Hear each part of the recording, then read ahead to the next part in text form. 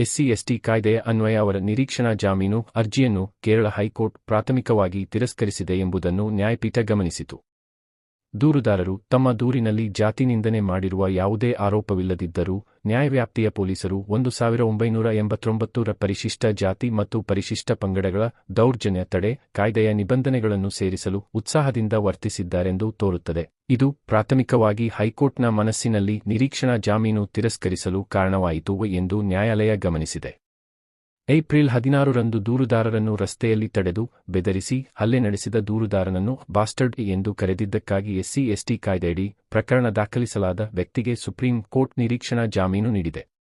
ಆರೋಪಿಯು ದೂರುದಾರರಿಗೆ ಗಾಯಗಳನ್ನುಂಟುಮಾಡುವ ಮೊದಲು ಅವರನ್ನು ಬಾಸ್ಟರ್ಡ್ ಎಂದು ಕರೆದಿದ್ದಾನೆ ಎಂದು ಎಫ್ಐಆರ್ನಲ್ಲಿ ಆರೋಪಿಸಲಾಗಿದೆ.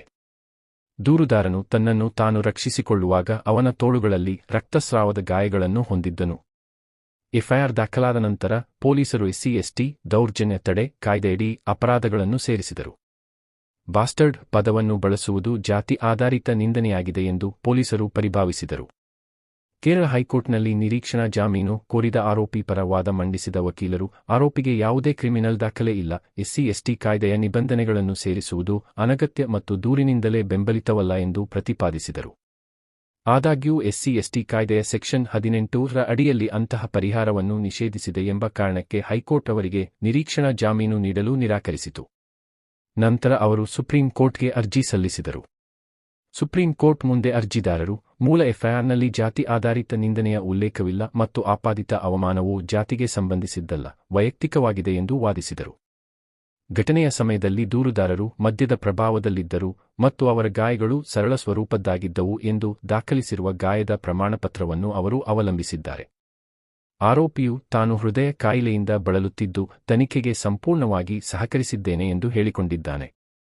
ಈ ವಿಷಯದಲ್ಲಿ ಅರ್ಹತೆ ಇದೆ ಎಂದು ಕಂಡುಕೊಂಡ ಪೀಠ ಪೊಲೀಸರು ದೂರನ್ನು ಮೀರಿ ಎಸ್ಸಿ-ಎಸ್ಟಿ ಕಾಯ್ದೆಯ ನಿಬಂಧನೆಗಳನ್ನು ಸೇರಿಸಿದ್ದಾರೆ ಎಂದು ಗಮನಿಸಿತು. ಗಾಯಗೊಂಡ ವ್ಯಕ್ತಿಯು ಮೊದಲ ಹಂತದಲ್ಲಿ ನೀಡಿದ ದೂರಿನಲ್ಲಿ ಯಾವುದೇ ಜಾತಿಗೆ ಸಂಬಂಧಿಸಿದ ಅವಮಾನದ ಉಲ್ಲೇಖವಿಲ್ಲ ಎಂದು ಅದು ಗಮನಿಸಿದೆ.